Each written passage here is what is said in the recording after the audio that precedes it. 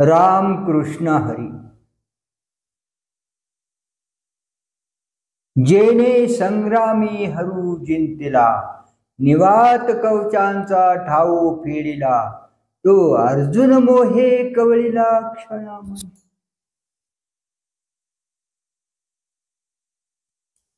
ज्ञानेश्वरीच्या अध्याय पहिला मध्ये अर्जुन विषाद योग यामध्ये 200 क्रमांकाची ओवी आलेली आहे। अशाच प्रकारची जेणे संग्रामो हरू जिंतिला, निवात कवचाचा ठाऊ फेडिला, तो अर्जुन मोहे कवळीला क्षणामाजी। हे भगवान श्रीकृष्ण थर्ड पुरुष यामध्ये ही ओवी आली आहे आणि प्रथम पुरुषी मध्ये हे दुसरी ओवी आलेली आहे। म्हणजे समोरासमोर अर्जुनाला म्हणतायत, हे अर्जुनाविषयी दुसऱ्याला सांगितलं जात आहे, म्हणून ती ओवी आहे। दुसरी जी ओवी आहे ते भगवान श्रीकृष्ण अर्जुनाला म्हणतात, तुवा संग्रामी हरू जिंतिला, निवात कवचांचा ठाऊ फेडिला, पवाडा तुवा केला गंधर्वाशी। या ओवीमध्ये आणि त्या ओवीमध्ये थोडा फरक आहे। त्याच्यामध्ये सांगितलं जातं हे त्याच्याविषयी सांगितलं जातं हे, आणि हे त्या संबंधित व्यक्तीला म्हणजे प्रथम पुरुष समोरासमोर सांगितलं जाते। भगवान श्रीकृष्ण अर्जुनाला मोहाने ग्रस्त झालेल्या अर्जुनाला, तू कसा आहेस, तू कसा शूर आहेस, तू काय काय केलेलं आहे, तू आतापर्यंत कोणकोणते पराक्रम केलेले आहेत, तू कोणाकोणाला युद्धात जिंकलेले आहे, याविषयी सांगत आहेत। आता पहिला जो ओवी आलेली आहे, जेने संग्रामो हरी जिंतला, ज्या अर्जुनाने संग्रामामध्ये भगवान शंकराला जिंकलेला आहे, निवात कवचाचा ठाव फेडिला, तो अर्जुन मोहे कवळीला क्षणामाजी। एवढा मोठा शूर अर्जुन असताना क्षणामध्ये मोहाने ग्रस्त झालेला आहे। या संदर्भात आपण थोडीशी रणांगणावरची युद्ध क्षेत्राची पार्श्वभूमी संबंधी जे वर्णन आलेले आहे, ज्ञानेश्वर माऊलींनी केलेले आहे, ते पाहूया। धर्मक्षेत्रावर माझे व पंडूचे पुत्र काय करीत आहेत, हा प्रश्न धृतराष्ट्राने संजयाला भगवद्गीतेच्या पहिल्या श्लोकात विचारलेला आहे। धृतराष्ट्राच्या प्रश्नास संजयाने उत्तर देताना प्रथमतः उभय पक्षांचे रथी महारथी, त्यांचे रथ यांचे वर्णन करून सर्वाच्या शेवटी अर्जुनाच्या रथाचे भगवंताच्या भक्त वात्सल्याचे वर्णन केले आहे। ज्ञानदेवाने ते मोठ्या हृदयसंगम पद्धतीने सांगितले आहे। युद्ध क्षेत्रावर जो शंख निनाद झाला, त्यामुळे प्रत्यक्ष आदिपुरुष विस्मित होण्याची पाळी आली।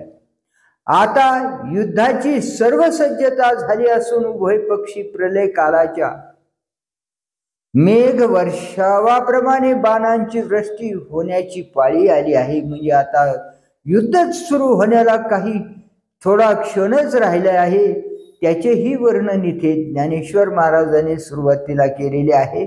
अशा प्रसंगी हर्षयुक्त होऊन सर्व सैन्याकडे अर्जुनाने दृष्टी टाकली व आपला रथ दोन्ही सैन्यांच्या मध्यभागी नेऊन उभा करण्यास भगवंतांनी सांगितले। भगवंतांनी रथ नेऊन उभा केल्यावर त्याच्या दृष्टीला जे दिसावयास पाहिजे होते ते दृश्य न दिसता त्याला दिसू नये ते दृश्य दिसले. भीष्म द्रोणादिक योद्धे हे आपले शत्रू आहेत असे न दिसता ते आपले पूज्य गुरुजन, भाऊ, काका, मामा असे नातेवाईक आहेत असे दृश्य त्याला दिसले. त्याचे वर्णनही सविस्तरपणे ज्ञानेश्वर माऊलींनी केलेले आहे. हे सगळं पाहून अर्जुनाच्या अंतःकरणात अकस्मात करुणा उत्पन्न झाली व त्याचा परिणाम असा झाला की अंगच्या वीरवृत्तीचा लोप होऊन प्रत्यक्ष शंकरांना युद्धात जिंकणाऱ्या अर्जुनाची गात्रे लढाई सुरुवात होण्यापूर्वीच शिथिल होऊन त्याचे गांडीव धनुष्य अस्त्र गळून पडले. अशा करुणास्पद अर्जुनाचे चित्र ज्ञानेश्वर माऊलींनी उभे केलेले आहे. येथे वर्णन केलेले आहे. जैसा जेने संग्रामी हरू जिंतिला निवात कवचांचा ठाऊ फेडिला तो अर्जुन मोहे कवळीला क्षणामागे. जैसा भ्रमर भेदी कोडे भलतेशी काष्ट कोरडे परी कळके माझी सापडी कोवळी एके. मोठमोठी लाकडे फोडणारा भुंगा म्हणजे भ्रमर. काष्ट कोरडे काष्ट फोडतो पण कमळाच्या कोमल पाकळीमध्ये सूर्योदय होईपर्यंत अडकून पडतो. आणखी असेही म्हटले आहे की हे आदी पुरुषाची माया ब्रह्मेयाही नयेची आया मनोनी भुलविला ऐके राया. संजय म्हणे संजय म्हणतात ही याला अचानक करुणा का उत्पन्न झाली.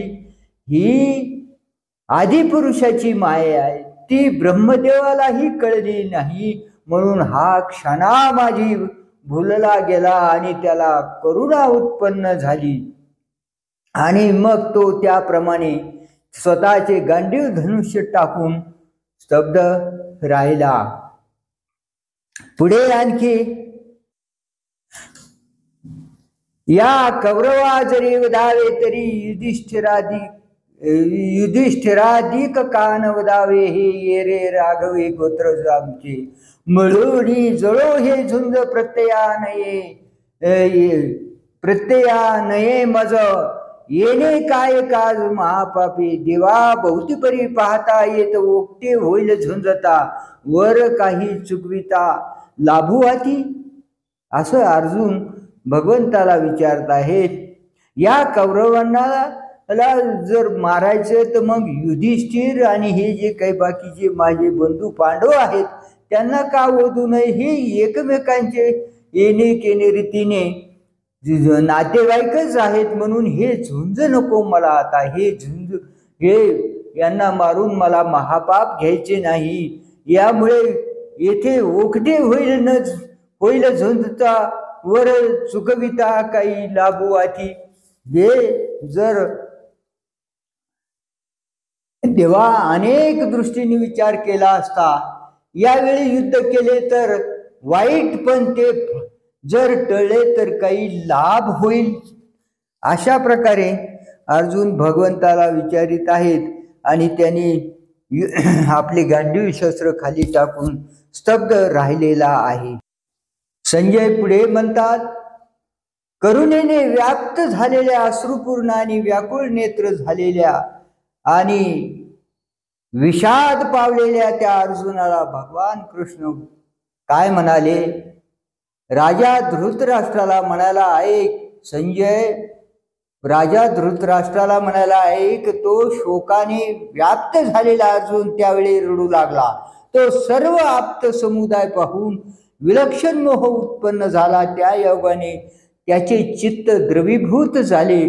कसे म्हणाल तर ज्याप्रमाणे पाण्यात मीठ विरघळते किंवा वाऱ्याने मेघ हालतात त्याप्रमाणे त्याचे हृदय खंबीर खरे परंतु त्यावेळी द्रवले. म्हणून मोहाधीन झालेला तो अर्जुन चिखलात रुतलेल्या राजहंशाप्रमाणे अगदी कोमेजून गेलेला दिसला. पंडूचा पुत्र अर्जुन याप्रमाणे महामोहाने जर्जर झालेला पाहून शारंगधर काय बोलले, भगवान श्रीकृष्ण काय म्हणाले, आता त्यांना काय कसं समजायचं हा प्रश्न पडलेला आहे. तरी पण भगवान श्रीकृष्ण त्याला म्हणाले, हे अर्जुना, आर्यानी सेवन करण्याला, अयोग्य स्वर्ग प्राप्तीला विघ्न करणारा आणि असलेली कीर्ती घालविणारा हा हीनपणा तुझ्या मनात या लढाईच्या वेळी कुठून उद्भवला? श्री कुतस्त्वाकस्मलमिदं विषमे समुपस्थितम अनार्यजुष्टम स्वर्गम कीर्ती कर्म अर्जुन. तो म्हणाला, अर्जुना, या ठिकाणी हे करणे योग्य आहे काय? तू कोण आहेस आणि हे काय करीत आहेस त्याचा अगोदर विचार कर. तुला झाले तरी काय, काय कमी पडले, काय करायचे आहे, हा खेद कशा करिता करतोस? तू अयोग्य गोष्टीकडे लक्ष देत नाहीस, कधी धीर सोडित नाहीस. तुझे नाव ऐकल्याबरोबर अपयशाने देशोधडी पळून जावे. तू शूर वृत्तीचे ठिकाण आहेस, क्षत्रियांचा राजा आहेस. तुझ्या पराक्रमाचा दबदबा तिन्ही लोकात आहे. त्यांनी आतापर्यंत जे जे कार्य केलेले आहे त्याविषयी भगवंत त्याला स्मरण करून देत आहेत आणि सांगत आहेत की तू एवढा शूर असताना तुला एकदमच असं झालं तरी काय? तू युद्धात शंकराला जिंकलेस, निवात कवचाचा ठाव ठिकाणा नाहीसा केलास, तू गंधर्वावरही पराक्रम गाजविलास. याची त्याला भगवंत आठवण देत आहेत. तुवा संग्रामी हरू जिंतीला, निवात कवचाचा ठाऊ फिडिला, पवाडा तुवा केला गंधर्वाशी. जेने संग्रामी हरू जिंतीला, निवात कवचांचा ठाऊ फिडिला, तो अर्जुन मोहे कवळीला क्षणा माझी. हे अर्जुन स्वतःच म्हणतात, दृष्ट्वे मम स्वजनम कृष्णो युस्तुम समुपस्थितम सीदंती मम गात्राणि मुखंच परिशुष्यति वेपतुश्च शरीरे मे रोमहर्षश्च जायते गांडीवं स्त्रंसते हस्तात् त्वच्चैव परिदय्यते न च शक्नोम्य वस्तातुं भ्रमति वच मे मना. हे अर्जुन भगवान श्रीकृष्णाला विचारते, असं काय झालंय? म्हणजे त्यांनी हा जो उभी आलेली आहे, जेने संग्रामो हरी जिंतीला, हे मनोगत त्यांनी भगवंतापुढे ठेवलेले आहे. जैसे भ्रमर भेदी कोडे भलतेशे ज्ञानेश्वर माऊली म्हणतात, जेने संग्रामी हरू जिंतीला, निवात कवचाचा ठाव फिडिला, तो अर्जुन मोहे कवळीला क्षणा माझी. तर यामध्ये जेने संग्रामो हरी जिंकिला, हरू जिंकिला, हे याविषयी आपण थोडीशी माहिती पाहूया. म्हणजे झालं असं की वनवासात असताना अर्जुनाने पाशुपत अस्त्राच्या प्राप्तीसाठी तप आरंभिले व शंकराची आराधना केली. शंकराने त्याची परीक्षा पाहण्यासाठी आपल्या गणातील एकाला वराह करून आपण किरात म्हणजे भिल्ल झाले व त्या वराहाच्या शिकारी मागे लागले. वराहाने मुद्दाम अर्जुनाला मुसंडी मारून त्यालाही शिकारीस उद्युक्त केले.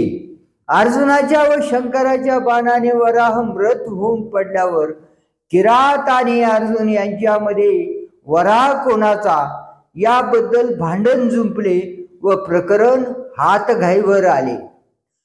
या लढाईत अर्जुनाचा पराक्रम चांगला दिसून आला भगवंताला. तेव्हा शंकर भगवान प्रसन्न होऊन त्यांनी अर्जुनास पाशुपतास्त्र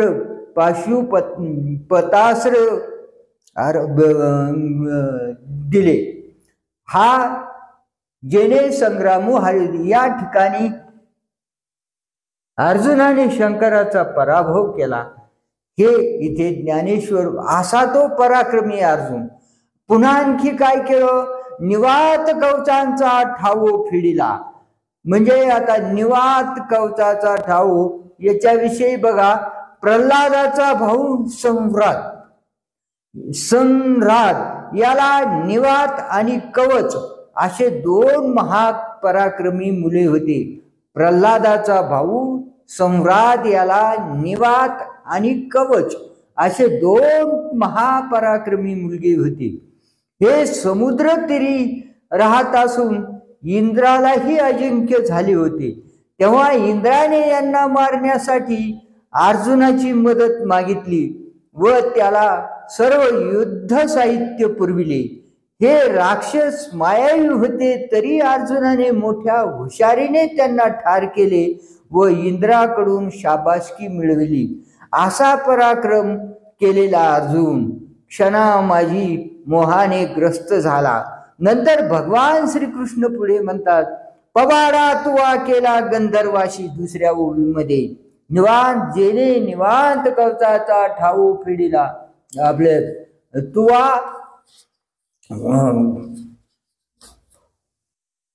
तुवा संग्रामी हरू जिंतिला. निवांत कवचांचा ठाऊ फिडिला. पवाडा तुवा केला गंधर्वाशी. पवाडा तुवा केला गंधर्वाशी. असं अर्जुन ज्यावेळेस मोहाने ग्रस्त होऊन गेला, तर त्याला केलेल्या कार्याची आठवण देताना भगवंताने दुसऱ्या अध्यायात पवाडा तुवा केला गंधर्वाशी असे म्हटले. म्हणजे इथे अर्जुनाने अनेक गंधर्वाचा पराभव केलेला आहे. एकदा अंगारपर्ण नावाचा गंधर्व आपल्या स्त्रियासह रात्री विलास करीत असता त्या बाजूने पांडव द्रौपदी स्वयंवरासाठी गुप्तपणे चालले होते. तेव्हा अंगारपर्णाने रात्री कुठे चालला म्हणून यांना दटावले व अडवून धरले. पांडवांनी त्याची समजूत काढण्याचा प्रयत्न केला, पण तो त्या गंधर्वाला पटला नाही. तेव्हा अर्जुनाने त्याला युद्धास पाचारले व त्यात त्याचा पराभव केला. तेव्हा त्या गंधर्वाने अर्जुनाला सूक्ष्म पदार्थ दर्शक चाक्षुषी विद्या म्हणजे चक्षु म्हणजे डोळे, म्हणजे सूक्ष्म वस्तूचे निरीक्षण करण्यासाठी जी विद्या असते ती विद्या देऊन त्याच्याशी स्नेह केला. उत्तर दिशा जिंकण्याच्या मोहिमेत अर्जुनाने गंधर्वांनी रक्षित असा देश जिंकल्याचे वर्णन सभा पर्वात आले आहे. चित्रशन गंधर्वापासून अर्जुनाने गीत नृत्य कला संपादन केल्या, त्या विराट ग्रही असताना उपयोगी पडल्या. असे अनेक मोठमोठे कार्य आणि पराक्रम तू केलेले असताना असा तू मोहात पडणे योग्य नाही. हे पाहता तुझे निपाडे दिशे त्रैलोक्ये थोकडे, ऐशे पौरुष चोकडे पार्था तुझे. असे नाना प्रकारे त्याला शिकवित आहेत, त्याची मनधरणी करीत आहेत, त्याला युद्ध करण्यासाठी प्रवृत्त करीत आहेत. सिंहाशी झोंबे कोल्हाय सापवा अतिका झाला, परी तो साच केला आजी येत, आणि त्याला नावही ठेवू लाग. म्हणून अजून अर्जुना झने चित्त देशी आहिना, वेगी धीर करून या मना सावधान होई. असं नाना प्रकारे त्यांना शिकविलेून युद्धास प्रवृत्त केलेले आहे. या ठिकाणी तुवा संग्रामी हरू जिंकिला आणि वात कवचाचा ठाऊ फेडिला. पवाडा तुवा केला गंधर्वाशी. पुंडलेक वरदा हरिठो श्री ज्ञानदेव तुकाराम. राहिलेला भाग आता पुढील भागात पाहू.